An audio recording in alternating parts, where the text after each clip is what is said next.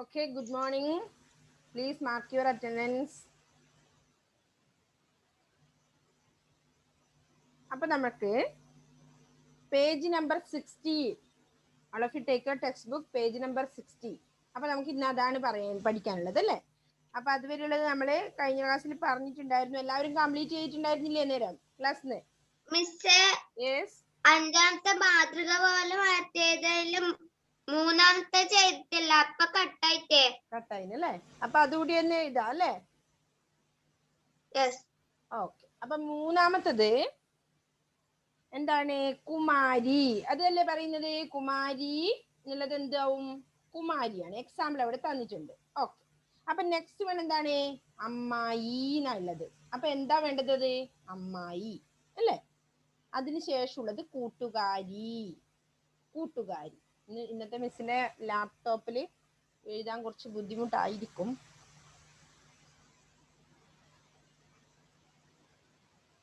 നോക്കട്ടെ. അപ്പൊ രണ്ടാമത്തെ നമ്മൾ എന്താ എഴുതേണ്ടത്? അമ്മായി. ചുരുക്ക് വള്ളി അവിടെ ഉള്ളത്. യെസ്, പറഞ്ഞോ മോളെ. ആരാ വിളിച്ചേ? കേൾക്കുന്നില്ല. കേൾക്കുന്നില്ല? Can you hear me? മിസ്സേ, യെസ്. കേൾക്കുന്നുണ്ട്. ഞാനിപ്പോ കേറിയതേ ഉള്ളൂ. അതാരാ? ഫാത്തിമ മെഹറിനാണോ? ഓക്കെ ഓക്കെ, ശ്രദ്ധിച്ചിരിക്കുക. അപ്പൊ കേൾക്കൂ. ഓക്കെ, ഞാൻ സ്റ്റാർട്ട് ചെയ്തതേ ഉള്ളൂ. ഫാത്തിമ മെഹറിൻ ഇവിടെ സ്റ്റാർട്ട് ചെയ്തതേ ഉള്ളൂ. എക്സാം, അതായത് പേജ് നമ്പർ 15. അതിൽ ലാസ്റ്റ് ആക്ടിവിറ്റി, അതായത് അഞ്ചാമത്തെ ആക്ടിവിറ്റിയിൽ മൂന്നാമത്തെ കാര്യമാണ് ഞാനിപ്പോ പറയുന്നത്. അതായത് മാതൃക പോലെ മാറ്റി എഴുതുക എന്നുള്ളതില് ഒന്ന് നമ്മൾ ഓമനെ ഓമന, കുഞ്ഞെ കുഞ്ഞ്, മകനെ മകൻ, നെക്സ്റ്റ് കുമാര കുമാരൻ, അമ്മാവ അമ്മാവൻ, കൂട്ടുകാര എഴുതിനല്ലേ? ഓക്കെ. നെക്സ്റ്റ് അച്ഛ അച്ഛൻ. അടുത്തതാണ് ഇപ്പൊ ഞാൻ പറയുന്നത് കുമാരി കുമാരി. നെക്സ്റ്റ് വൺ എന്താണ്? അമ്മായി. എന്ത് വരും? അമ്മായി. ചുരുക്ക് വള്ളി ഒഴിവാക്കി സാധാരണ വള്ളി വരും. മിസ്സിന് ഇതിൽ എഴുതാൻ ആവുമോ നോക്കട്ടെ.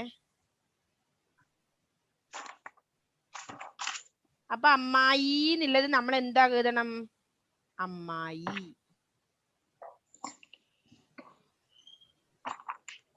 ഉണ്ടോ? നമുക്ക് എഴുതാൻ പറ്റൂല ഇതില്.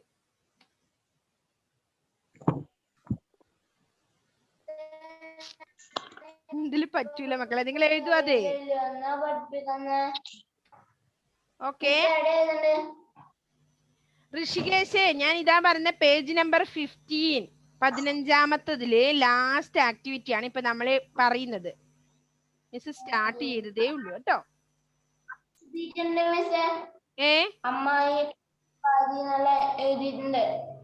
അത് എഴുതി കഴിഞ്ഞോ? അമ്മായി എന്നുള്ള ചുരുക്ക് വള്ളി മാറ്റി നിങ്ങൾ എന്ത് എഴുതണം? വെറും ഈ അല്ലെ? ഈ ചിഹ്നം. മനസ്സിലായോ മക്കളെ? അത് അമന എഴുതാൻ അറിയില്ലേ? അമന? യെസ്. ആർക്കെങ്കിലും ഇനി എഴുതാൻ അറിയാത്തുണ്ടോ? അപ്പൊ എന്താ ചെയ്യേണ്ടതെന്ന് അറിയോ? അത് ആ ചുരുക്ക് വള്ളി മാറ്റിയിട്ട് സാധാരണ ഈ എഴുതണം, അമ്മായി. നെക്സ്റ്റ് എന്താ വരുക? കൂട്ടുകാരീന്നുണ്ട് ഇവിടെ. ഈ ചിഹ്നാണുള്ളത്. അത് നിങ്ങൾ എന്ത് ചെയ്യണം? വെറും ഈ ചിഹ്നം എഴുതണം. അത് നേരെ സാധാരണ വള്ളി കൂട്ടുകാരി എഴുതുക.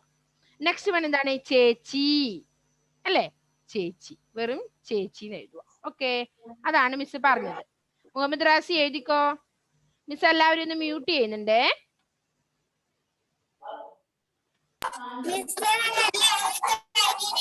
എഴുതി കഴിഞ്ഞോ? Okay, very good.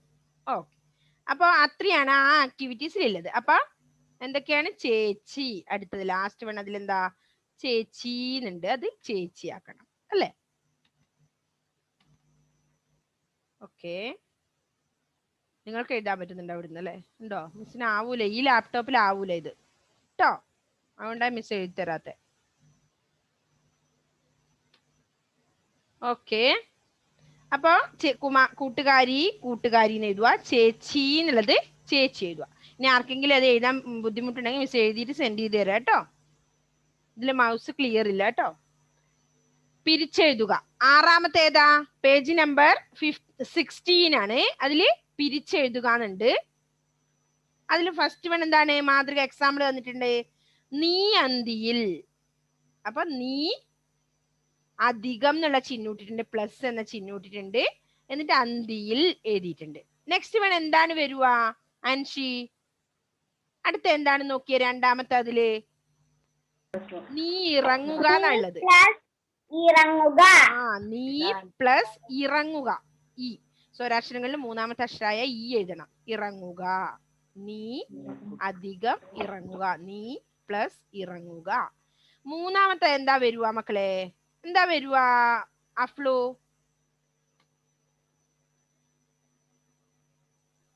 നീ ഉറങ്ങുക എന്നാണ് ഉള്ളത് മൂന്നാമത്തത്. നീ പ്ലസ് ഇറങ്ങുക. യു വരുവോ? നീ പ്ലസ് എങ്ങനെ? നീ പ്ലസ് ഉറങ്ങുക. ഉറങ്ങുക. ഓക്കെ. ഊ അല്ലേ? ഊ ആണ് വരുക. മനസ്സിലായോ മക്കൾക്ക്? ഇത് എഴുതേണ്ടത് ഈ മേലെ എഴുതിയാല് ഈ വാക്ക് എഴുതുന്ന അല്ല, പ്ലസ് ഇത് ഇട്ടിട്ട് ആ പ്ലസ് എഴുതിട്ട് അങ്ങനെ എഴുതിയാ മതിയാ? അങ്ങനെയാ എഴുതേണ്ടത്. എങ്ങനെയാ അതിലുള്ളത്? നീ ഇറങ്ങുക. നീ പ്ലസ് ഇറങ്ങുക. എന്തൊരു കഷ്ടം, ഇതിൽ എഴുതാനും പറ്റുന്നില്ല.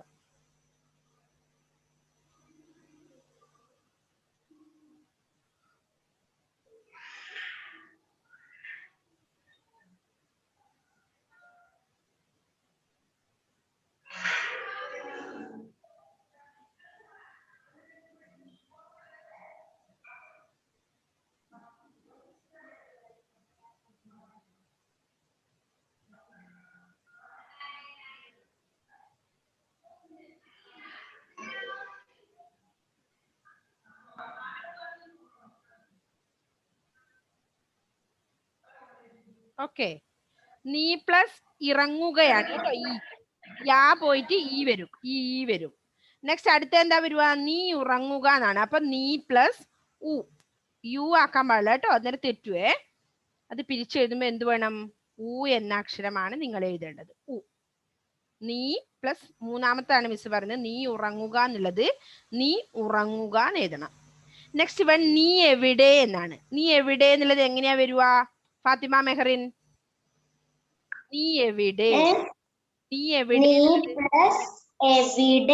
എവിടെ എ വരൂ അല്ലേ? ഓക്കെ. എവിടെ?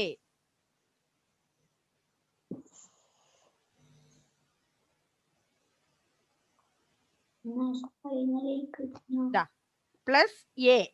എവിടെ എന്നാണ് എഴുതേണ്ടത് കേട്ടോ. എവിടെ എന്ന് എഴുതാൻ പാടില്ല, എ എഴുതണം. പിരിച്ചെഴുതുമ്പോ എ ആണ് അവിടെ വരേണ്ടത്. നെക്സ്റ്റ് വൺ നീ ഒരുങ്ങുക. എന്താണ് വരുക? മുഹമ്മദ് റാസി പറഞ്ഞേ മോനെ, എന്താ വരുക? റാസി അൺമ്യൂട്ട് ചെയ്തിട്ട് പറഞ്ഞേ മോനെ.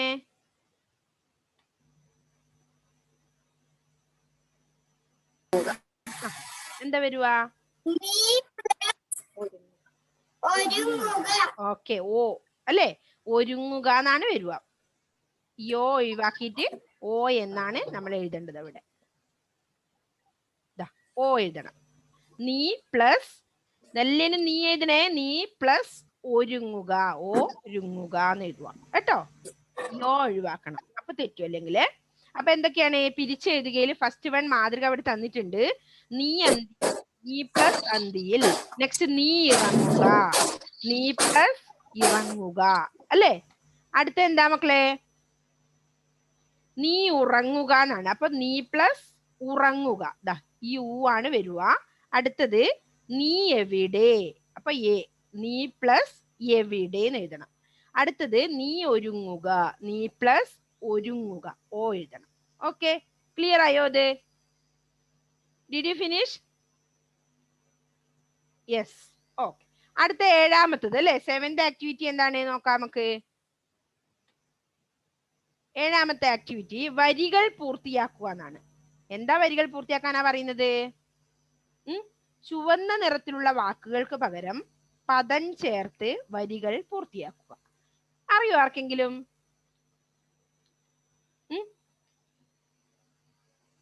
എങ്ങനെയാ പൂർത്തിയാക്കുന്നേ?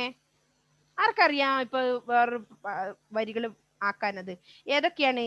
അപ്പൊ പ്രാവേ പ്രാവേ പോകരുതേ, വാ വാ കൂട്ടിനകത്താക്കാം, പാലും പഴവും പോരെങ്കിൽ ചോറും കറിയും ഞാൻ നൽകാം. പ്രാവേ പ്രാവേ പോകരുതേ, വാവാ കൂട്ടിനകത്താക്കാം. പാലും പഴവും പോരെങ്കിൽ ചോറും കറിയും ഞാൻ നൽകാം. അത്രയും വരികളാണ് അവിടെ ഉള്ളത്. അതില് പ്രാവേ പ്രാവേ റെഡ് ഇംഗ്ലീഷ് ചുവന്ന നിറത്തിലുള്ള വാക്കുകൾക്ക് പകരം എന്നാണ് പറഞ്ഞിട്ടുള്ളത്. അപ്പോ റെഡ് ഇങ്കിൽ എഴുതിയ വാക്കുകൾ ഏതൊക്കെയാ? പ്രാവേ പ്രാവേ. അവിടെ നിങ്ങൾക്ക് വേറൊരു പദം ചേർക്കാം. നെക്സ്റ്റ് എന്താ പറഞ്ഞത്? പാലും പഴവുമാണ് അവിടെ ചുവന്ന നിറത്തിലുള്ളത് അല്ലേ? അതിനു പകരം നിങ്ങൾക്ക് വേറൊരു പദം യൂസ് ചെയ്യാം. അടുത്ത ചോറും കറിയും. ഇത്രയും പദങ്ങൾ മാറ്റിയിട്ട് നിങ്ങൾക്ക് ഒരു പദ്യം എഴുതാനാണ് പറയുന്നത്. ആർക്കെങ്ങ അറിയോ ഇപ്പോ?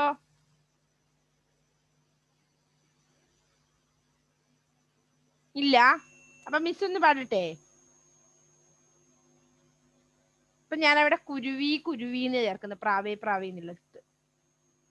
നെക്സ്റ്റ് എന്താ? കുരുവി കുരുവി പോകരുതേ, വാവാ കൂട്ടിനകത്താക്കാം. മോരും തൈരും പോരെങ്കിൽ തേനും കായും ഞാൻ നൽകാം.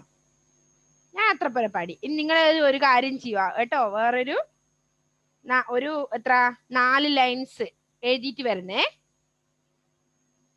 ഓക്കെ, എല്ലാരും ചെയ്യൂലേ അത് അടുത്ത ക്ലാസ്സിലേക്ക്? Okay, very good.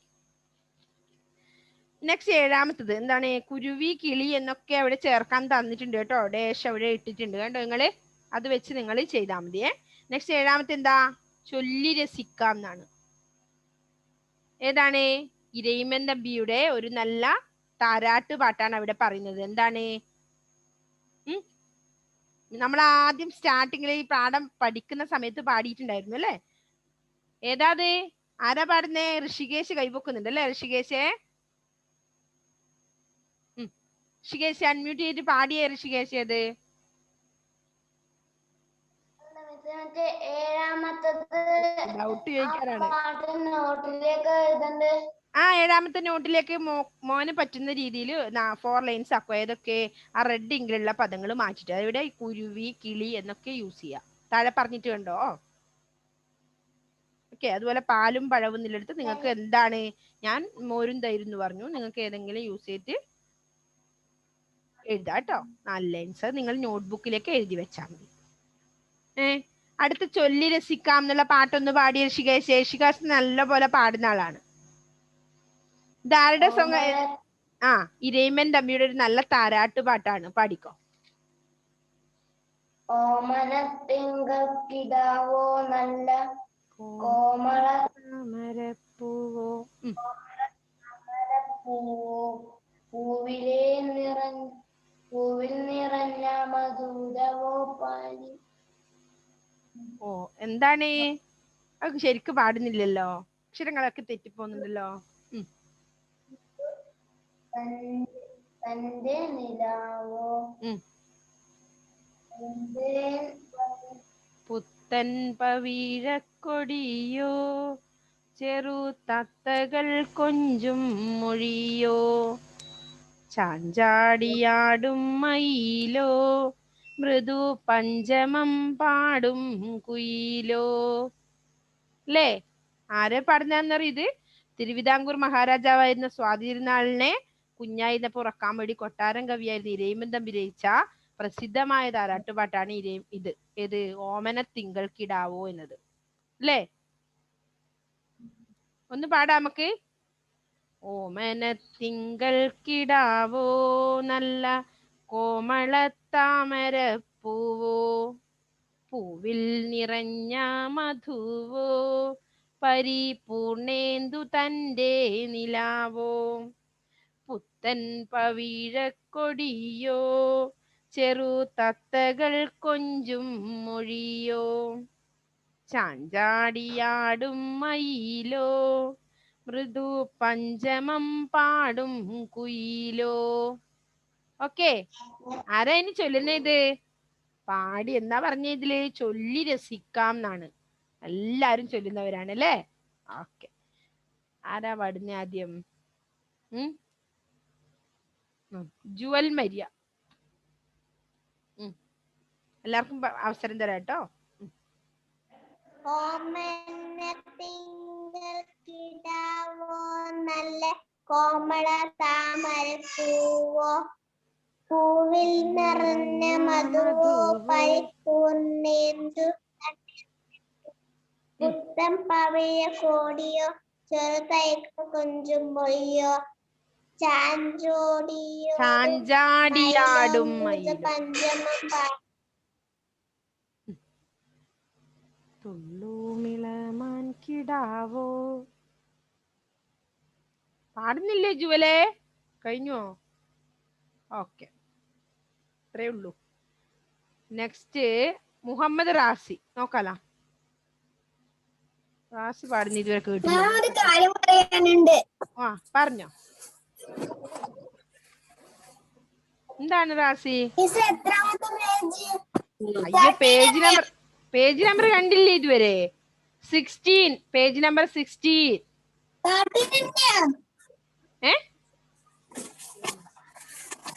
ഇത് 16 അല്ലേ നിങ്ങൾക്ക് പേജ് നമ്പർ? അല്ല, ഇനി മിസ്സിന്റെ മാറ്റം ഉണ്ടോ? അല്ല അല്ലേ, 16 തന്നെ. വായിച്ചോ. കണ്ടില്ലേ റാസി?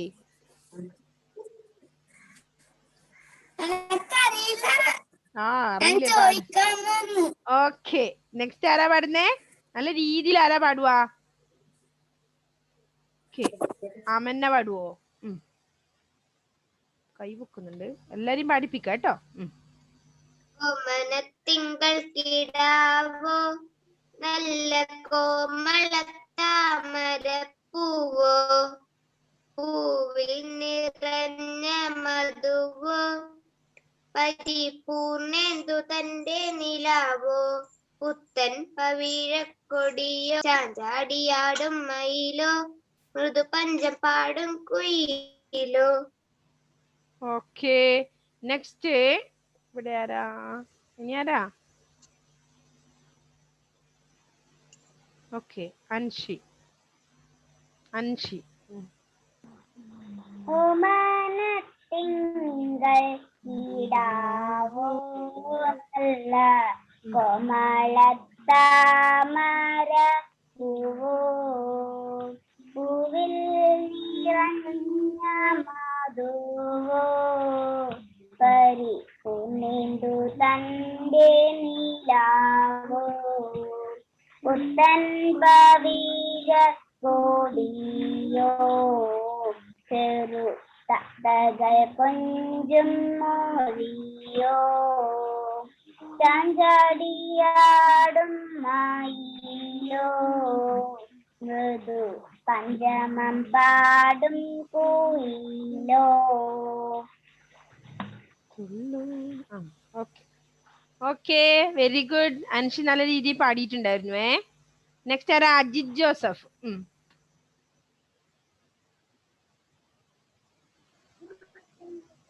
ഓമനത്തിങ്കൾ കിടാവോ നല്ല കോമള താമര പൂവോ പൂവിൽ നിറഞ്ഞ പരിപൂർണ്ണേന്ദു തന്റെ നീലാവോ പുത്തൻ പവിഴക്കൊടിയോ ചെറു തത്തകൾ കൊഞ്ചും മൊഴിയോ ചാഞ്ചാടിയാടും മയിലോ മൃദു പഞ്ചമം പാടും കുയിലോ.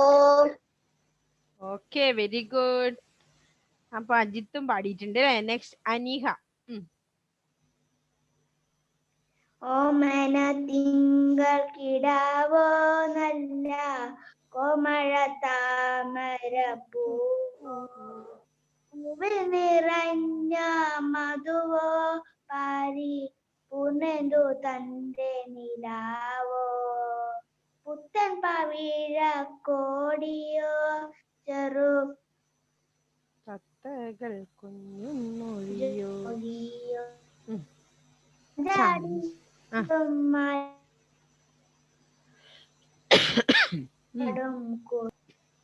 കുയിലോ. ഓക്കെ, എല്ലാവർക്കും ഇഷ്ടപ്പെട്ടു അത്?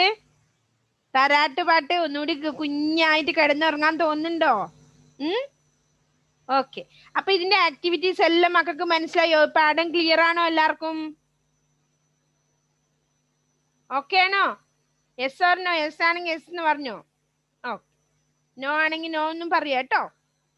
ഓക്കെ, അപ്പൊ നമ്മൾ ആദ്യം മിസ് ഇതിന്റെ ക്വസ്റ്റ്യൻ ആൻസർ തന്നില്ലല്ലോ. നോ.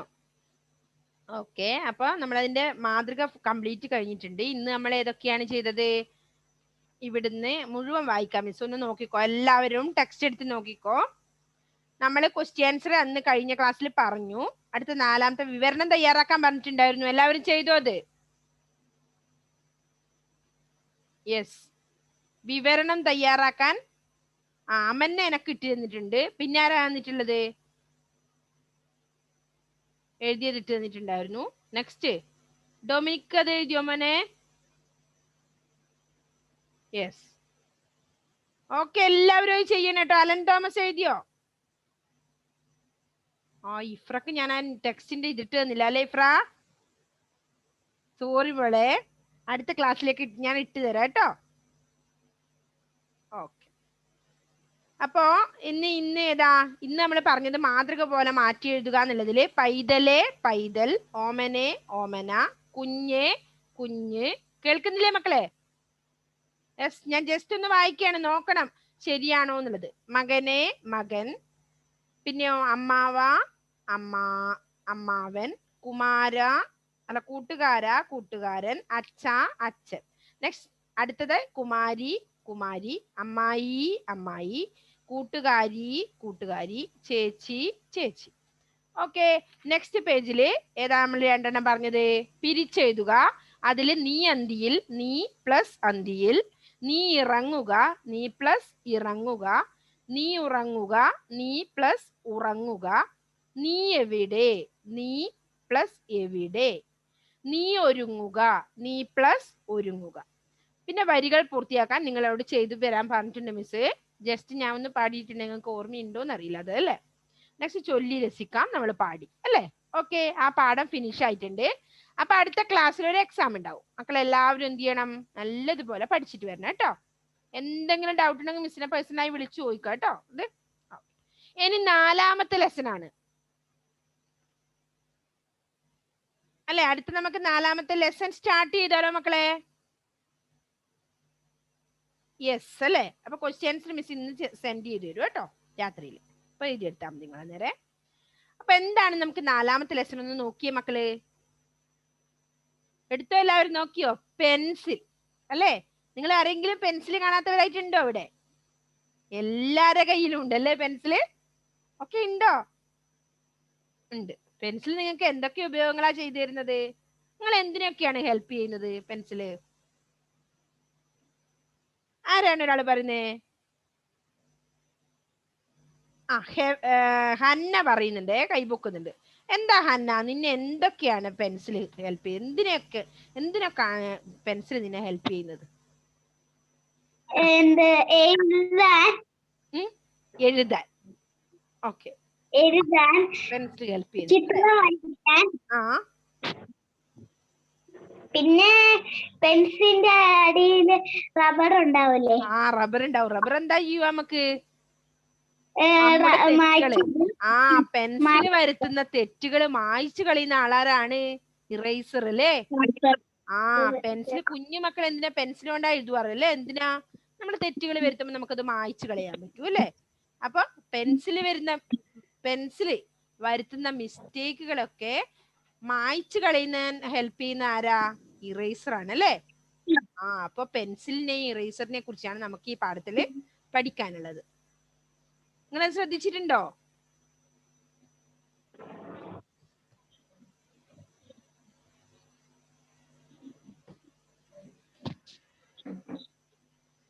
ഓക്കെ,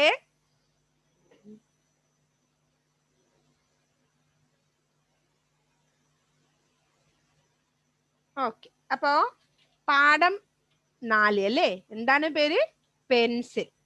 അപ്പൊ ഇതില് പെൻസിലിന്റെ ഉപയോഗങ്ങൾ പറയുന്നുണ്ട്. അതുപോലെ തന്നെ പെൻസിൽ വരുത്തുന്ന മിസ്റ്റേക്കുകളൊക്കെ മായ്ച്ചു കളയുന്ന ആര്? പെൻസിലിന്റെ ഫ്രണ്ട് ഉണ്ട് ആരാ? ഇറേസർ അല്ലേ. അതിനോട് കൂടെ തന്നെ ഉണ്ടാവും ചിലപ്പോ ഇറേസർ. ഓക്കെ, എന്താണ് അമന്ന, എന്താണ് ഡൗട്ട് അതിന്റെ ഇടയില്? പറഞ്ഞോ. ഞാൻ ആ പാഠം വായിച്ചിട്ടുണ്ടോ? എന്തൊക്കെ കാര്യങ്ങൾ അറിഞ്ഞു? വായിച്ചാൽ നിങ്ങൾക്ക് വെരി സിമ്പിൾ ആണല്ലേ. അത് വായിക്കുമ്പോൾ നല്ല എന്തൊക്കെയോ നമുക്ക് അറിവ് കിട്ടും. നമ്മൾ ഇതുവരെ മനസ്സിലൊന്നും ചിന്തിച്ചിട്ടുണ്ടാവില്ല അല്ലെ. പെൻസിൽ നമ്മുടെ കയ്യിലുണ്ട്, നമ്മൾ എഴുതുന്നുണ്ട് അല്ലെ. അതിൽ കൂടുതൽ നമ്മളൊന്നും ചിന്തിച്ചിട്ടുണ്ടാവില്ല. അപ്പൊ നിങ്ങൾ ഈ പാഠം പഠിക്കുന്ന സമയത്ത് നമുക്ക് ഓരോ കാര്യങ്ങളും മനസ്സിലാവും അല്ലെ. അപ്പൊ കുട്ടികൾക്ക് സുപരിചിതമായ ഒരു എഴുത്തുപകരണമാണ് എന്ത്? പെൻസിൽ അല്ലെ. പിന്നെന്താ? അത് നിർവഹിക്കുന്ന വൈജ്ഞാനികവും കലാപരവും സാങ്കേതികവുമായ ദൗത്യത്തെ കുറിച്ച് അവർ ഒട്ടും പരിചയം കാണില്ല. നിങ്ങൾ പെൻസിൽ ഉപയോഗിക്കുന്നുണ്ട് എന്തിന്? എഴുതാൻ അല്ലെ. അത് എന്തൊക്കെ വൈജ്ഞാനികപരമായതും പിന്നെന്താ കലാപരവും സാങ്കേതികവുമായ എന്തൊക്കെയോ ദൗത്യം നിർവഹിക്കുന്നുണ്ട് പെൻസിൽ. അതിനെക്കുറിച്ചൊന്നും നമ്മൾ അത്ര ബോധവന്മാരായിരിക്കില്ല അല്ലെ. അപ്പൊ നമുക്ക് ഈ പാഠം പഠിക്കുന്ന സമയത്ത് നമുക്ക് ഓരോ കാര്യങ്ങളും മനസ്സിലാക്കാൻ പറ്റും അല്ലെ. മിസ് ഒന്ന് അത് വായിക്കാം അല്ലെ, എന്നിട്ട് നമുക്കത് വിശദീകരിക്കാം. ഓക്കെ, അപ്പൊ ഒന്ന് ശ്രദ്ധിച്ചോ. കൂട്ടുകാരെ, നിങ്ങൾ എഴുതാനിരിക്കുമ്പോൾ നിങ്ങളുടെ വിരലുകൾക്കിടയിൽ എപ്പോഴും ഞാനുണ്ടാകും. ചിലപ്പോൾ നിങ്ങൾ എന്നെ സ്നേഹത്തോടെ തലോടും, കീശയിലോ മേശയിലോ സൂക്ഷിച്ചു വയ്ക്കും. ചിലപ്പോൾ പെട്ടിയിലുമാകാം. നീണ്ടു മെലിഞ്ഞവനാണ് ഞാൻ, അറ്റം കൂർത്തവനും. ഇപ്പോൾ മനസ്സിലായില്ലേ? ഞാനാണ് പെൻസിൽ. കുട്ടികളും ചിത്രകാരന്മാരുമാണ് എൻ്റെ പ്രിയപ്പെട്ട കൂട്ടുകാർ. എങ്കിലും എഴുതുകയോ വരക്കുകയോ ചെയ്യുന്ന എല്ലാവരുടെയും മേശപ്പുറത്ത് ഞാൻ ഉണ്ടാകും. അവരുടെ മനസ്സിലുള്ളത് കടലാസിലേക്ക് പകർത്തുന്നത് ഞാനാണ്. പിന്നെന്താ? ജർമ്മനി എന്നൊരു രാജ്യത്തെ കുറിച്ച് നിങ്ങൾ കേട്ടിട്ടുണ്ടോ? വളരെ ദൂരെയാണ്. അവിടെയാണ് ഞാൻ ജനിച്ചത്. ഏറെ വർഷങ്ങൾക്ക് മുമ്പായിരുന്നു എൻ്റെ ജനനം. ഇത്രയും കേട്ടുകഴിഞ്ഞപ്പോൾ നിങ്ങൾക്ക് ഒരു കൗതുകമുണ്ടല്ലേ? ഞാൻ ഉണ്ടായത് എങ്ങനെയെന്നറിയാനുള്ള കൗതുകം. പറയാം. 2 മരച്ചീളുകൾ ചേർത്ത് വെച്ചാണ് എണ്ണ ഉണ്ടാക്കുന്നത്. ആദ്യം കട്ടി കുറഞ്ഞ മരത്തടികൾ ചീളുകളാക്കി മാറ്റും. നടുവിൽ ലെഡ് വയ്ക്കും. പിന്നെ യന്ത്രങ്ങളുടെ സഹായത്തോടെ 2 ഭാഗങ്ങൾ ഒട്ടിച്ചു ചേർക്കും. തുടർന്ന് ചായം പൂശി ഭംഗിയാക്കും. എന്റെ നടുവിലായി ഒരു കറുത്ത ഭാഗം കാണുന്നില്ലേ? അതാണ് ലെഡ്. വരയ്ക്കാനും എഴുതാനും പറ്റുന്നത് അതുള്ളത് കൊണ്ടാണ്. എപ്പോഴും എനിക്കൊപ്പം ഉണ്ടാകാറുള്ള ഒരു ചങ്ങാതിയുണ്ട്, റബ്ബർ. ഒരു മനസ്സും 2 ശരീരവുമായി കഴിയുന്നവരാണ് ഞങ്ങൾ. എനിക്ക് പറ്റുന്ന തെറ്റുകൾ മായ്ച്ചു കളയാൻ സാധിക്കുന്നത് ആ ചങ്ങാതി കൂടെ ഉള്ളത് കൊണ്ടാണ്. അങ്ങനെ എഴുതി ഞാൻ ചെറുതായി പോകും. അപ്പോൾ നിങ്ങൾ എന്നെ കുറ്റി പെൻസിൽ എന്ന് വിളിച്ച് പരിഹസിക്കും. ഉപകാരമില്ലാതായാൽ എവിടെയെങ്കിലും വലിച്ചെറിയും. അപ്പോൾ എനിക്ക് കരച്ചിൽ വരും. നിങ്ങൾ എന്നെ ഉപേക്ഷിച്ചാലും എനിക്കൊരു അഭിമാനമുണ്ട്. അക്ഷരങ്ങളായും വർണ്ണങ്ങളായും വെളിച്ചം പകർന്നാണല്ലോ ഞാൻ ഇല്ലാതായത്. നിങ്ങളുടെ സ്വന്തം പെൻസിൽ അല്ലേ. പെൻസിൽ എന്തൊക്കെ ചെയ്യുന്നു മനസ്സിലായില്ലേ അല്ലേ? പെൻസിലിന്റെ തെറ്റുകളൊക്കെ മായ്ച്ചു കളയുന്ന ആരാണെന്നും മനസ്സിലായി അല്ലെ. അപ്പൊ പെൻസിലിന്റെ ഒരു ശരീരവും 2 മനസ്സുമായി കഴിയുന്നതെന്നാ പറഞ്ഞേ അല്ലേ. ഓക്കെ, അപ്പൊ ഇതില് കാര്യങ്ങൾ കുറെ കൂടി പറഞ്ഞിട്ടുണ്ട് അല്ലേ. ഒരു മനസ്സും 2 ശരീരവുമായി കഴിയുന്നവരാണ് നമ്മൾ. ഓക്കെ, അപ്പൊ പെൻസിലിനെ കുറിച്ച് റബ്ബറിനെ കുറിച്ച് ആണ് ഇതിൽ പറയുന്നത് അല്ലേ. അപ്പൊ നമുക്ക് അടുത്ത ക്ലാസ്സിൽ അത് നീറ്റായി വായിക്കാം. അപ്പൊ കുറച്ച് ഭാഗം മിസ് പറയാം. കൂട്ടുകാരെ, നിങ്ങൾ എഴുതാനിരിക്കുമ്പോൾ നിങ്ങളുടെ വിരലുകൾക്കിടയിൽ എപ്പോഴും ഞാൻ ഉണ്ടാകും. ആര്? പെൻസിൽ ഉണ്ടാകും അല്ലെ.